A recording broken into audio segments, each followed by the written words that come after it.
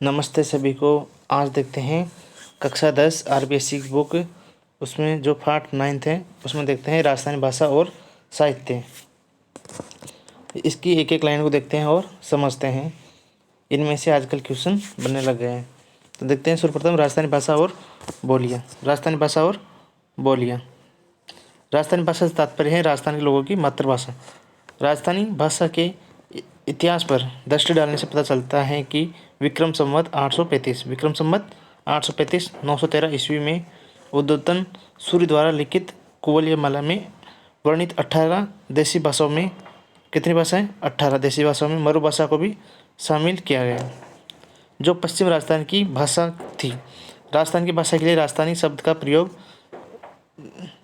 सर्वप्रथम George Abraham गिरेसन ने 1912 में कब किया था? जॉर्ज अब्राहम गिरेसन ने 1912 में। और कौन सी बुक थी? लिविंगिस्टिक सर्वे ऑफ इंडिया में किया था, जो इस प्रदेश में प्रचलित विभिन्न भाषाओं का सामूहिक नाम था। राजस्थान प्रदेश की भाषा के लिए यही नाम अब प्रचलित हो चुका है। मारवाड़ी, मेवाड़ी, ढूंढाड़ी, मेवाती, हाडोती आदि अब इन भाषाओं की बोलियां अथवा उपभाषाएं हैं। तो सर्वप्रथम देखते हैं इसमें कौन कौन सा अपने इम्पोर्टेंट है। तो एक है उद्योतन सूर्य द्वारा लिखित ग्रंथ, कौन सा है? कुवलयमाला। और कब लिखा था? 835 विक्रम संवत में। और ईस्वी कौन सी थी? 913 ईस्वी में। कितनी भाषाओं में लिखा था? 18 देशी भाषाओं में लिखा था। इसमें मरु भाषा भी शामिल थी, जो पश्चिम राजस्थान की क्या थी? एक भाषा थी। और राजस्थानी भाषा का सर्वप्रथम प्रयोग किसने किया था? जॉर्ज अब्राहम गिरेसन ने। कब किया था? 1912 में। कौन सी बुक थी? लिविंगिस्टिक सर्वे ऑफ इंडिया में किया गया था। राजस्थानी भाषा की भाषा के लिए अभी नाम यह प्रचलित हो चुका है, जैसे मारवाड़ी, मेवाड़ी, ढूंढाड़ी, मेवाती, हाडोती आदि सब इन सब की विभिन्न बोलियां अथवा उपभाषा हैं। तो इसमें जो जो इम्पोर्टेंट था यही है। एक तो 835 में उद्योतन सूर्य द्वारा लिखित कुवलयमाला, और कितनी भाषाओं में लिखा गया? 18 देशी भाषाओं में। ये आरपीएससी ने पूछ रखा है। उसके बाद में है राजस्थानी भाषा का प्रयोग किसने किया था? जॉर्ज अब्राहम गिरेसन ने 1912 में लिविंगिस्टिक सर्वे ऑफ इंडिया में किया गया था। इसके आगे देखते हैं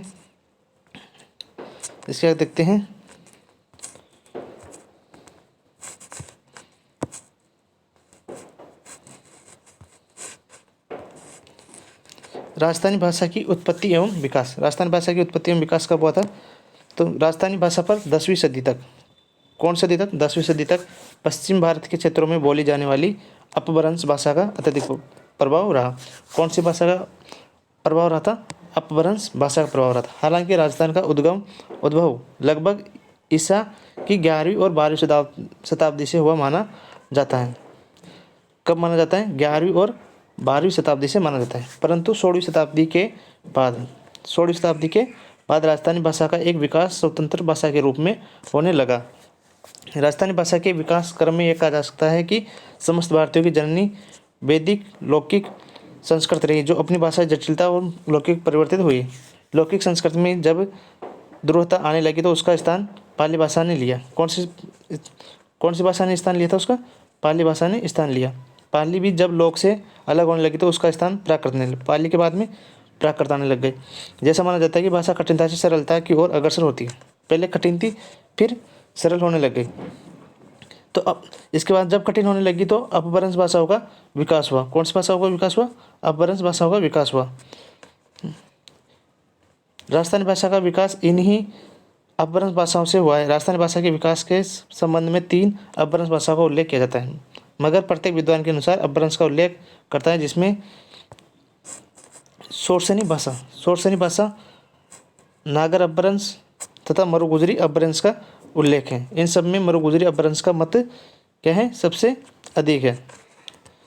यह विभाजन भौगोलिक दृष्टि से भी समीचीन प्रतीत होता है। भाषा की वैज्ञानिक विस्तार को देखें तो ये ज्ञात होता है कि राजस्थानी और गुजराती में अनेक समानताएं हैं, तो इनमें ज़्यादा इम्पोर्टेंट नहीं है इसमें। अब देखते हैं आगे क्षेत्र एवं क्षेत्र बोलियाँ।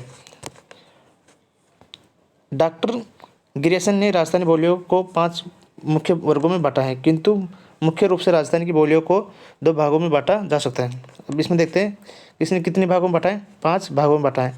राजस्थानी को कितने भागों में बांटा है? 2 भागों में बांटा है। एक है पश्चिमी राजस्थानी। पश्चिमी राजस्थान कौन कौन सी आती है? मारवाड़ी, मेवाड़ी, बागड़ी और शेखावाटी। कौन कौन सी आती है पश्चिमी राजस्थान में? मारवाड़ी, मेवाड़ी, बागड़ी और शेखावाटी आती है। इसके बाद में दूसरे भाग में बांटा गया है पूर्वी राजस्थान। पूर्वी राजस्थान कौन कौन सी आती है? ढूंढाड़ी, हाड़ौती, मेवाती और अहिरवाटी। अहिरवाटी को ही राठी बोलते हैं। कौन कौन सी आती है पूर्वी राजस्थान में? हाड़ौती, ढूंढाड़ी, मेवाती और अहिरवाटी आती है। अब देखते हैं मारवाड़ी में अपने लिए कौन कौन सा इम्पोर्टेंट है। सर्वप्रथम देखते हैं मारवाड़। राजस्थान के इतिहास और भौगोलिक क्षेत्र में मारवाड़ का महत्वपूर्ण स्थान रहा है। मारवाड़ राज्य का भौगोलिक क्षेत्र बहुत विस्तृत रहा और इस क्षेत्र की बोली को मारवाड़ी का नाम दिया गया। यही कारण है कि राजस्थानी बोलियों में मारवाड़ी बहुत महत्वपूर्ण है और साहित्य सर्जन भी अपेक्षाकृत अधिक हुआ। यही कारण है कि इसे कहीं कहीं राजस्थान का पर्याय भी माना जाता रहा। राजस्थानी का पर्याय किसको माना जाता है? मारवाड़ी को। प्राचीन मारवाड़ी राज्य राजस्थान की पश्चिम सीमा से जुड़ा रहा है, इसलिए मारवाड़ी को पश्चिमी राजस्थान से जोड़ा गया। आज इस बोली के क्षेत्र में जोधपुर, बीकानेर, नागौर, बाड़मेर, जैसलमेर, पाली तथा शेखावाटी का कुछ क्षेत्र इससे संबंध है। थली और गोडवाड़ी बोलियां इसकी उपबोलियां हैं। तो अब इसमें देखते हैं अपने लिए क्या क्या इंपॉर्टेंट है। तो सर्वप्रथम देखते हैं क्षेत्र कौन कौन सा है मारवाड़ी का? जोधपुर, बीकानेर, नागौर, बाड़मेर, जैसलमेर और पाली। इसके बाद हम देखते हैं इसमें उपबोलियाँ कौन कौन सी है। इसकी उपबोलियाँ थली और गोडवाड़ी इसकी उपबोलियाँ हैं। बस इसमें यही इम्पोर्टेंट है और इसके अलावा और कुछ नहीं है। आगे देखते हैं मेवाड़ी। मेवाड़ी को देखते हैं। मेवाड़ी है राजस्थान के मेवाड़ राज्य का क्षेत्र, मेवाड़ी का क्षेत्र रहा है। साहित्य परंपरा की दृष्टि से देखें तो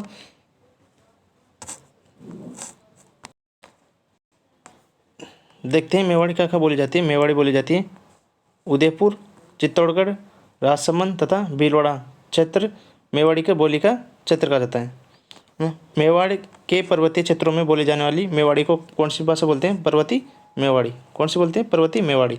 तथा मैदानों में बोली जाने वाली को मैदानी मेवाड़ी बोलते हैं। तो इसका क्षेत्र कौन कौन सा हो गया? उदयपुर, चित्तौड़गढ़, राजसमंद तथा भीलवाड़ा मेवाड़ी का क्षेत्र है। और जो पर्वतों में बोली जाती है उसको क्या बोलते हैं? पर्वती मेवाड़ी। तथा मैदानों में बोली जाती है उसको मैदानी मेवाड़ी कहा जाता है। इसके बाद हम देखते हैं ढूंढाड़ी। ढूंढाड़ी राजस्थान के प्राचीन ढूंढाड़ प्रदेश जिसका संबंध आमेर राज्य से रहा, उस क्षेत्र की बोली को क्या बोलते हैं? ढूंढाड़ी बोली कहा जाता है। इस बोली की सबसे बड़ी विशेषता छः शब्द का प्रयोग है। इस शब्द का प्रयोग गुजराती के प्रभाव को इंगित करता है। आधुनिक राजस्थान में जयपुर, दौसा, बगरू, दूदू तक का क्षेत्र ढूंढाड़ी क्षेत्र कहा जाता है। तोरावाटी, राजावाटी, नागरचौल आदि इसकी उपबोली हैं। देखते हैं इसमें ढूंढाड़ी सर्वप्रथम देखते हैं। ढूंढाड़ प्रदेश आमेर राज्य से रहा है और इसमें कौन सी भाषा का कौन सा शब्द होता है? 6 शब्द का प्रयोग होता है। 6 ये शब्द गुजरात के प्रभाव को क्या करता है? इंगित करता है। और ये कौन कौन से क्षेत्र में बोली जाती है? इसका ढूंढाड़ी का क्षेत्र कौन कौन सा है? जयपुर है, दौसा है, बगरू है और दूदू तक का क्षेत्र ढूंढाड़ी का क्षेत्र कहा जाता है। और इसकी उपबोलियाँ कौन कौन सी? तोरावाटी, राजावाटी, नागरचाल आदि इसकी क्या है? उपबोलियाँ हैं। आगे देखते हैं हाड़ौती। कौन सी है? हाड़ौती। आगे देखते हैं हाड़ौती बोली। हाड़ौती बोली क्या बोली जाती है?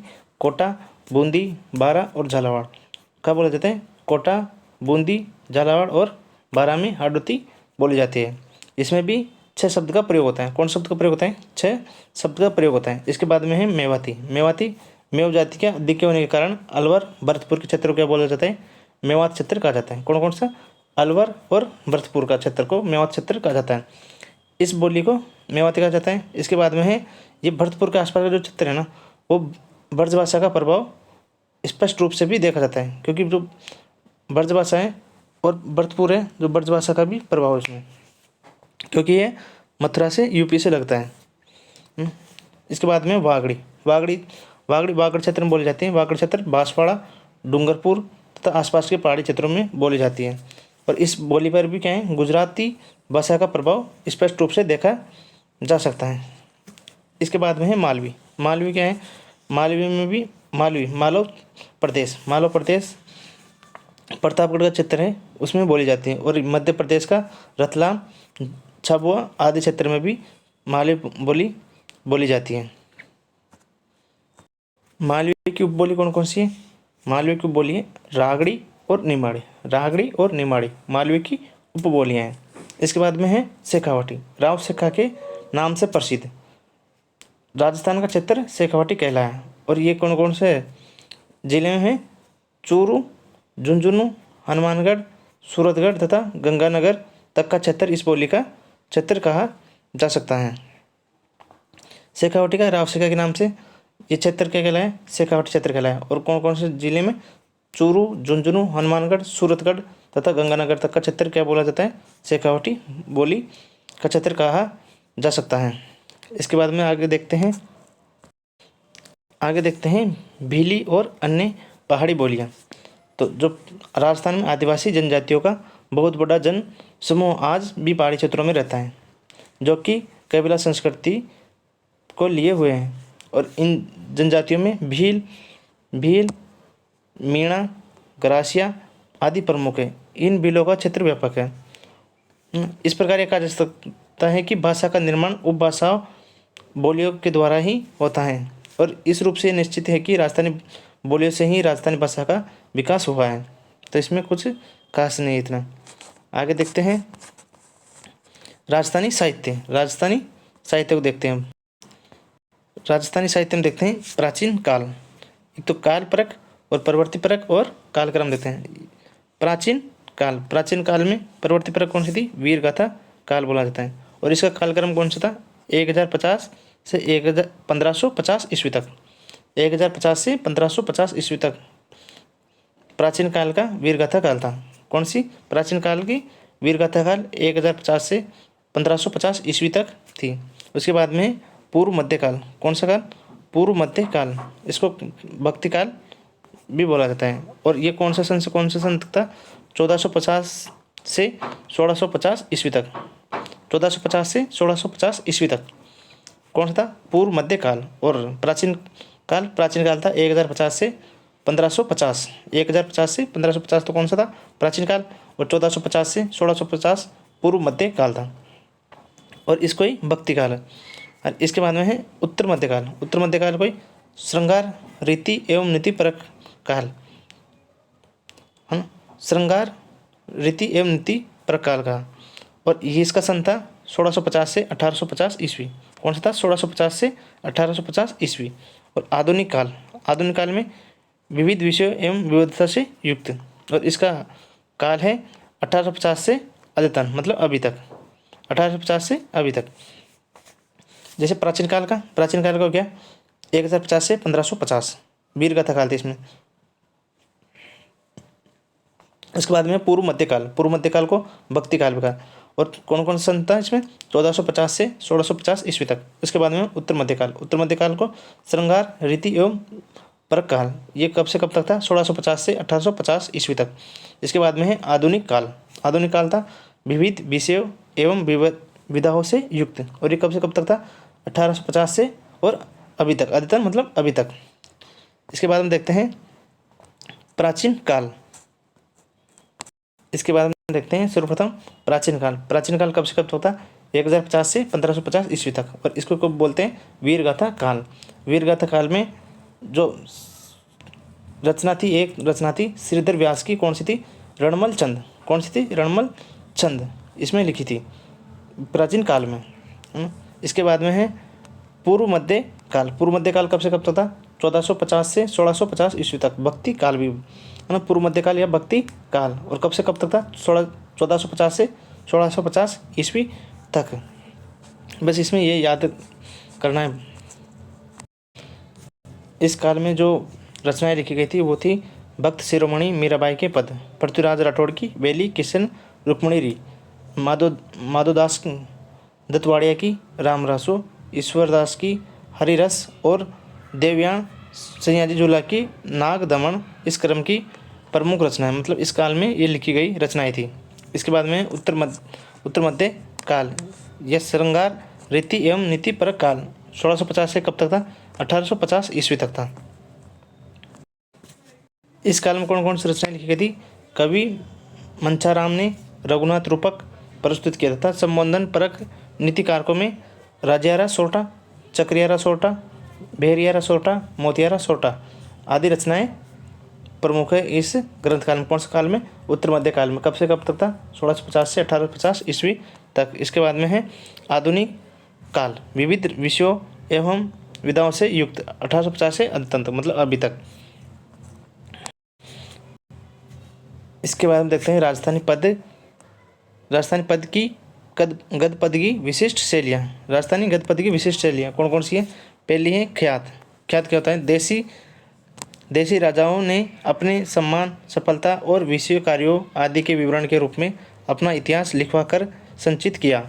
यह इतिहास ख्यात कहलाती है। मतलब देशी राजाओं ने अपने सम्मान, सफलता और विशेष कार्यों के लिए अपना इतिहास लिखवाकर संचित किया, यही क्या कहलाती है?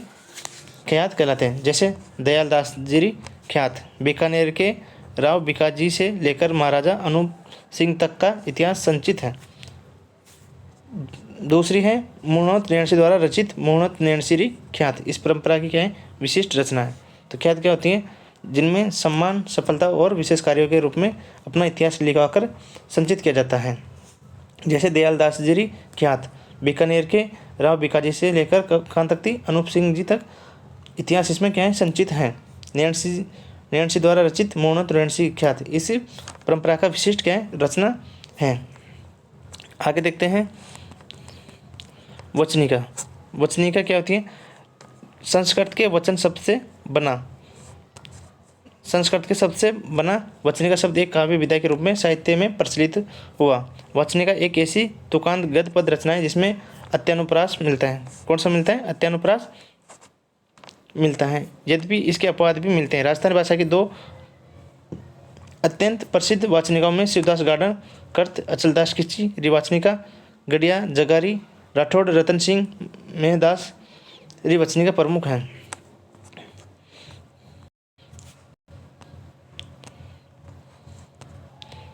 तो वचनिका देखे अपन ने। वचनिका क्या है? वचनिका एक शब्द है, संस्कृत के वचन शब्द से बना वाचनिका शब्द एक काव्य के रूप में साहित्य में प्रचलित हुआ। और वचनिका एक ऐसी तुकांत गद्य पद रचना है जिसमें क्या मिलता है? अत्यानुप्रास मिलता है। और इसमें कौन सी थी रचना? अचलदास की रिवाचनिका तथा खिड़िया जागारी कही, राठौड़ रतन सिंह महेशदास सोतरी वाचनिका प्रमुख है। महेशदास सोतरी वाचनिका प्रमुख है। इसके बाद में है द्वादेत। द्वादेत क्या होता है? द्वादेत क्या होती है? द्वादेत कलात्मक गद्य का एक ही रूप है जो वाचनिका के काव्य के रूप की तरह ही है। वाचनिका होती है जो राजस्थान में लिखी जाती है और द्वादेत होती है वो उर्दू और फारसी के शब्दों से युक्त होती है। और इसमें है कौन सी द्वादेत है? अकमाल देवड़ारी द्वादेत और महाराणा जवान सिंगरी द्वादेत, राजा जयसिंगरी द्वादेत आदि प्रमुख द्वादेत ग्रंथ हैं। इसके बाद हम देखते हैं वात। कौन से देखते हैं? वात। अब देखते हैं वात। वात क्या होते हैं? कहानी की तरह बात कहने और सुनने की एक क्या है? विशेष विधा है। कथा कहने वाला कहता चलता है और सुनने वाला हुकारा बढ़ता रहता है बीच बीच में। जैसे हाँ हाँ, श्रोता रुचि ले रहा है, देता रहता है। इन बातों में जीवन के हर पक्ष, युद्ध, धर्म, दर्शन, मनोरंजन पर प्रकाश क्या कराए डाला गया है। इसमें जो बातें हैं वो कौन कौन सी हैं? राव अमर सिंह जीरी बात, किचियारी बात, पाबूजीरी बात, कन्नड़ दे री बात, अचलदास की चेरी बात आदि प्रमुख कौन कौन सी इसमें बात है। इसके बाद में जमाल। जमाल राजस्थानी काव्य का क्या है? एक मात्रिक छंद है। इसमें पहले पूरा दोहा, फिर पांचवें चरण में दोहे के अंतिम चरण को क्या करा जाता है? दोहराया जाता है। मतलब इसमें पहले पूरा दोहा, फिर पांचवें चरण में दोहे के अंतिम चरण को दोहराया जाता है। जमाल की राव इंद्र सिंह री जमाल प्रसिद्ध है। कौन सी प्रसिद्ध है? एक जमाल राव इंद्र सिंह री जमाल प्रसिद्ध है। इसके बाद हम देखते हैं जुलना। जुलना क्या है? एक मात्रिक छंद है। इसमें 24 अक्षर के वर्णिक छंद के अंत में यगण, कौन सा? यगण होता है।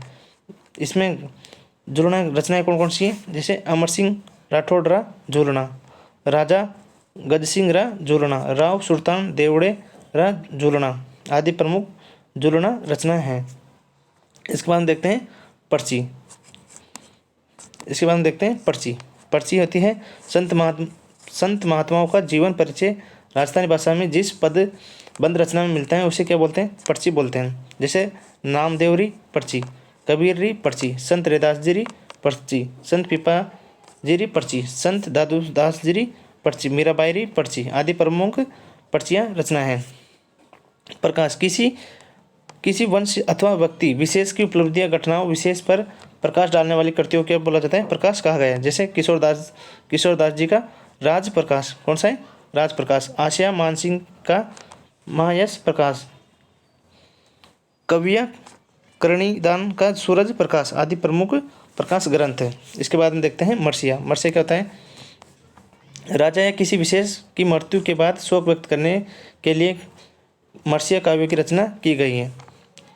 इसमें उस व्यक्ति के चारित्रिक गुणों के अतिरिक्त अन्य महान कार्यों का वर्णन भी किया गया है। जैसे मतलब चरित्र गुण है और उसने जो महान कार्य किया गया है उसका भी इसमें वर्णन किया गया है। जैसे राणे जगपत्रा मर्सिया, मेवाड़ महाराणा जगत सिंह की मृत्यु पर शोक प्रकट करने के लिए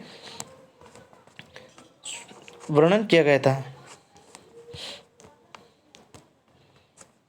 इसके बाद में रासो है मोतीलाल मेनारिया के अनुसार जिस काव्य ग्रंथ में किसी राजा की कीर्ति विजय युद्ध वीरता आदि का विस्तृत वर्णन हो उसे रासो कहते हैं। जैसे किसी राजा द्वारा उसकी कीर्ति, उसके द्वारा युद्धों में विजय युद्ध वीरता आदि का विस्तृत वर्णन उसे क्या बोलते हैं? रासो बोलते हैं। जैसे रासो ग्रंथों में चंद्रवरदाय का पृथ्वीराज रासो, नरपति नालय का बिसलदेव रासो, गिरधरवश्य का संगत रासो, दौलत विजय का कुम्हाड़ रासो, कुंभकर्ण का रतन रासो, जोधराज का हमी रासो प्रमुख ग्रंथ है।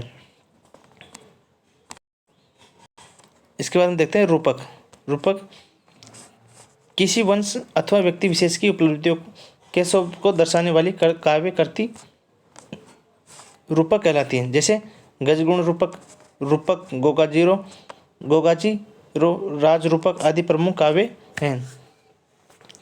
विगत क्या होती है? विगत से किसी विषय का विस्तृत विवरण प्राप्त होता है। इसमें इतिहास की दृष्टि से शासक, उसके परिवार, राज्य के क्षेत्र, प्रमुख व्यक्ति अथवा उनके राजनीतिक सामाजिक व्यक्तित्व का वर्णन मिलता है। विगत के उपलब्ध आंकड़े आर्थिक दृष्टि से भी उपयोगी रहे हैं। मुहूर्त नैनसिरी मारवाड़ रा परगनारी विगत में प्रत्येक परगने की आबादी, रेख, भूमि, किस्म, फसलों का हल, सिंचाई के साधन आदि की जानकारियाँ प्राप्त होती हैं।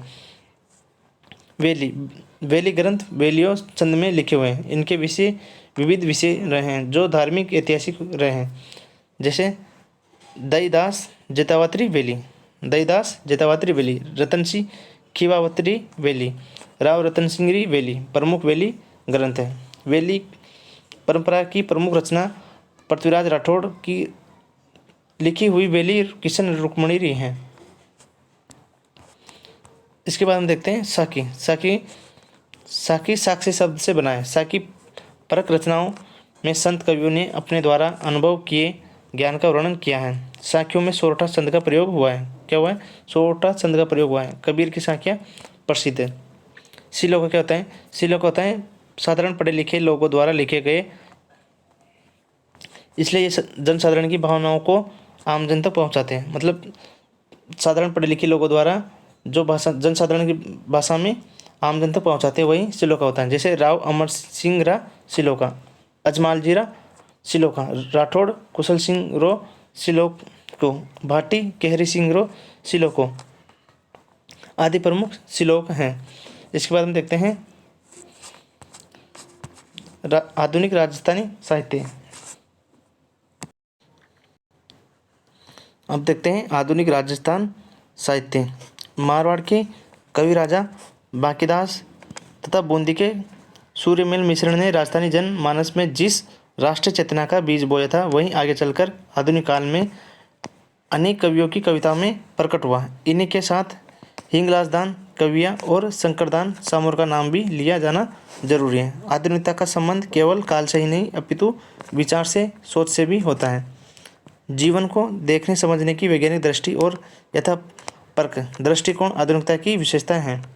कवि उमरदान की कविताओं में संवत 1956 की अकाल से दुखी जनता का मार्मिक चित्रण किया है, साथ ही पाखंडी साधुओं को बेनकाब किया है।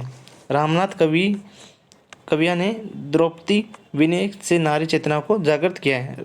कौन सी? रामनाथ कविया ने द्रौपदी विनय। तो इस पूछ सकता है रामनाथ द्रौपदी विनय किसकी है? रामनाथ कविया है। इसमें क्या है? नारी चेतना को जागृत किया है। इसके बाद हम देखते हैं केसरी सिंह भारत, विजय सिंह पथिक, जयनारायण व्यास, हीरालाल शास्त्री, गोकुलभाई भट्ट, मणिकलाल वर्मा, जानकीलाल गणेशीलाल व्यास राजस्थान के ऐसे कवि हैं जिन्होंने आज़ादी की लड़ाई में भाग लेने के साथ साथ ही लड़ाई के लिए अपनी कलम को भी हथियार बनाया। इनमें से गणेशीलाल व्यास ऐसे कवि हैं जिन्होंने खुद आज़ादी की लड़ाई में भाग लिया और आज़ादी के बाद अपने मोहभंग को भी कविताओं में प्रखर रूप से प्रकट किया। मतलब आज़ादी से पहले तो आज़ादी में लड़ाई करी और आज़ादी के बाद मोहभंग को भी अपने कविताओं में प्रखर रूप से क्या कर दिया? प्रकट किया, मतलब कविताएं लिखी। उसके बाद में रेवदान चारण की रचनाएं सामंती शोषण के प्रति आमजन को जगाने का काम करती हैं। राजस्थान के अनेक कवियों ने जन जन तक अपनी बात पहुंचाने के लिए कवि सम्मेलन को माध्यम बनाया। क्या बनाया? मतलब जन जन तक बात पहुंचाने के लिए कवि सम्मेलन करते थे। एक समय था जब राजस्थानी कवि मेघराज मुकुल की सेनानी कवि सम्मेलनों की सर्वाधिक लोकप्रिय कविताओं में मानी जाती है। मतलब मेघराज मुकुल की सेनानी किसके द्वारा लिखी गई थी? मेघराज मुकुल द्वारा कविताओं की मानी जाती है। सत्यप्रकाश जोशी ने अपने मौलिक और गैर पारंपरिक सोच के साथ अलग ही स्थान रखते थे। 1960 ईस्वी में प्रकाशित उनकी काव्य ग्रंथि राधा इस दृष्टि से उल्लेखनीय है कि जहां आम राजस्थानी कविता युद्ध का गौरव गान करती हैं, वहीं जोशी अपनी नायिका राधा के माध्यम से श्री कृष्ण को यह संदेश देकर कि भयंकर युद्ध टाल दे, युद्ध के विरोध में खड़े दिखाई देते थे। इसी प्रकार कन्हैयालाल सेठिया, जिनके गीत धरती धोरारी को तो राजस्थान का आदर्श गीत भी कहा जा सकता है। रचनाएं तो गहरी नींद में सोई हुई आत्मा को भी जगा दे ऐसी क्षमताएं रखता है। मांजर और लीलटांस सेठिया जी के प्रमुख काव्य संग्रह। इसके बाद में है सातवें दशक के मध्य राजस्थान की आधुनिक कविता का पहला दौर चला। कौन से दशक में? 7वें दशक में राजस्थान की आधुनिक कविता का क्या चला? पहला दौर चला।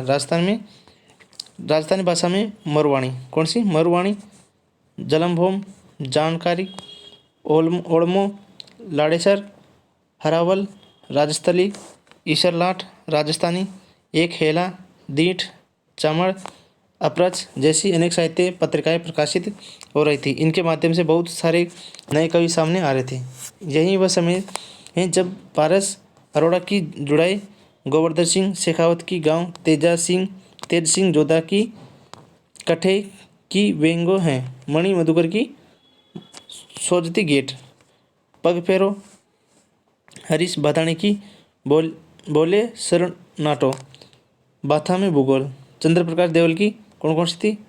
पागी, कावड़ और मारंग, अर्जुन देव चारण की रिंद रहा, मालचंद तिवाड़ी कौन सी थी? उतरिया है आभा आदि रचनाओं ने राजस्थानी साहित्य को नई नई ऊंचाइयां प्रदान की।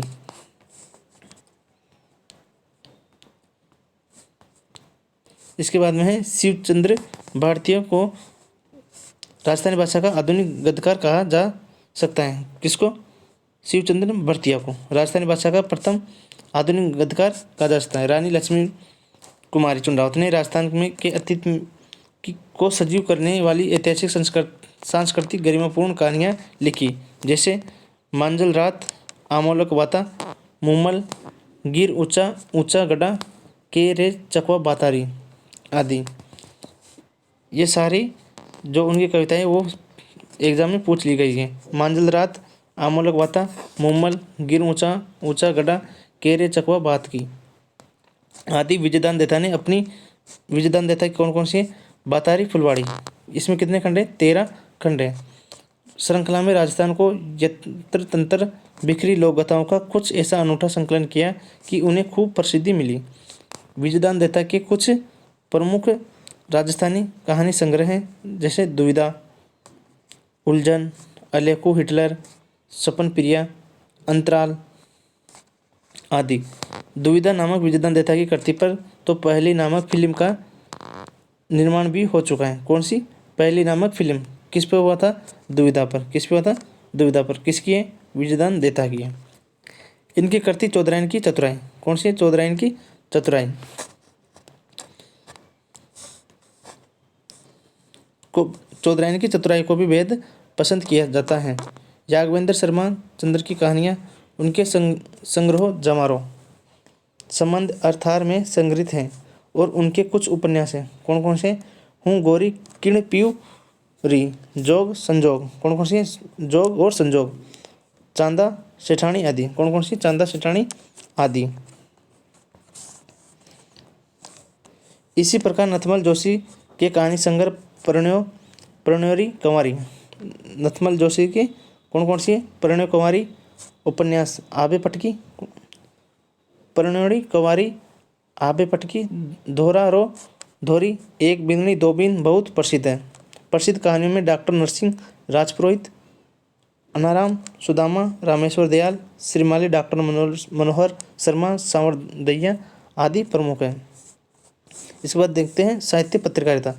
राजस्थान की साहित्य पत्रकारिता का वैभवपूर्ण इतिहास रहा है। इन साहित्यिक, लघु एवं अनैतिक काल पत्रिकाओं ने राजस्थान के लेख को भी गति प्रदान करने के साथ ही हिंदी प्रदेशों के साहित्यकारों को भी एक मंच प्रदान किया। बीकानेर की वातायन हरीश बातानी, अजमेर की लहर प्रकाश जैन, भरतपुर की विजेंद्र काकरोली की संबोधन कमर मेवाड़ी, अलवर की कविता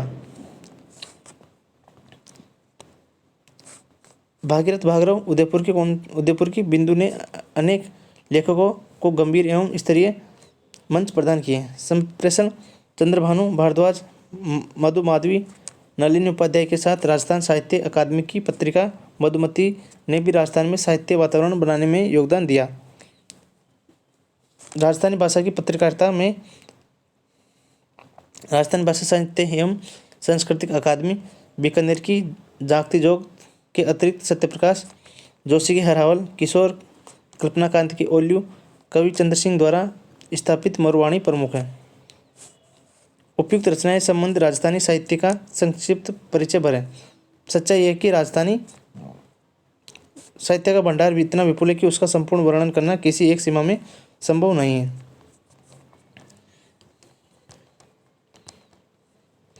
तो ये अपने आरबीएससी में जो कक्षा 10 में जो पाठ 9 दे रखा था उसको अपन ने पढ़ लिया है। तो थैंक यू सभी को।